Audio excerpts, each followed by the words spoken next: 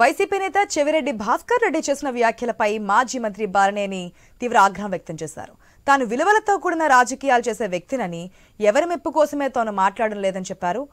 వైఎస్పై అభిమానంతో ఆయన మరణం తర్వాత మంత్రి, ఎమ్మెల్యే పదవులు వదులుకొని వైసీపీలో చేరానన్న బాలినేని, రాజశేఖర్ రెడ్డి కుటుంబం అంటే జగన్ ఒక్కరేనా, విజయమ్మ షర్మిల కాదా అని ప్రశ్నించారు. ఎవరిని వ్యక్తిగతంగా విమర్శించనన్న బాలినేని, తాను వ్యక్తిగత విమర్శలు చేస్తే ఎవరు తట్టుకోలేరని చెప్పారు. అదానీతో విద్యుత్ ఒప్పందాల్లో 1,750 కోట్ల రూపాయల లంచం తీసుకున్నట్లు వార్తలు వచ్చాయని, అప్పట్లో విద్యుత్ మంత్రిగా ఉన్నందున ఏం జరిగిందో చెప్పారని తెలిపారు. సెకీతో ఒప్పందం అంశంలో ఏమాత్రం సంబంధం లేదని, సీఎండీ ఫైల్ కూడా తన వద్దకు రాలేదని చెప్పారు.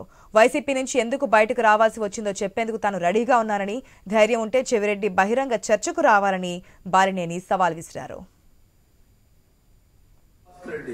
ఇంకోటి అన్నాడు, చంద్రబాబు గారి మెప్పు కోసం, పవన్ కళ్యాణ్ గారి మెప్పు కోసం నువ్వు ఎమ్మెల్సీ దానికోసం నువ్వు ఈ రకంగా మాట్లాడుతున్నావు. 1,750 కోట్లు ముడుపులు అన్ని దాంట్లో మీకు బాగుందంటే నేను బాగుందని చెప్పాలనా, ఈ విషయం ముందు నిజం చెప్పాలనా?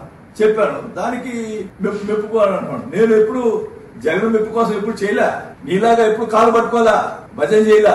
భజన చేయకపోవడం వల్ల నేను ఈ రోజు పార్టీ బయటకు రావాల్సి వచ్చింది. నేను అడుగుతా ఉన్నా, మాగుంట శ్రీనివాసరెడ్డి గారు ఎంపీగా ఉన్నాడు, ఆయన ఏం తప్పు చేశాడు? టికెట్ ఇవ్వకుండా చెవిరెడ్డి భాస్కర్ తీసుకొచ్చి పెట్టారు. ఎందుకు పెట్టారు?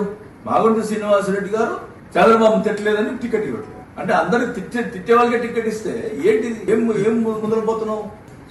జగన్ గారు పార్టీ పెడితే నేను ఆ పార్టీలో చేరి నేను మినిస్టర్ వదులుకొని పోయాను, పార్టీలో ఎమ్మెల్యే వదులుకొని పోయాను. బై ఎలక్షన్ లో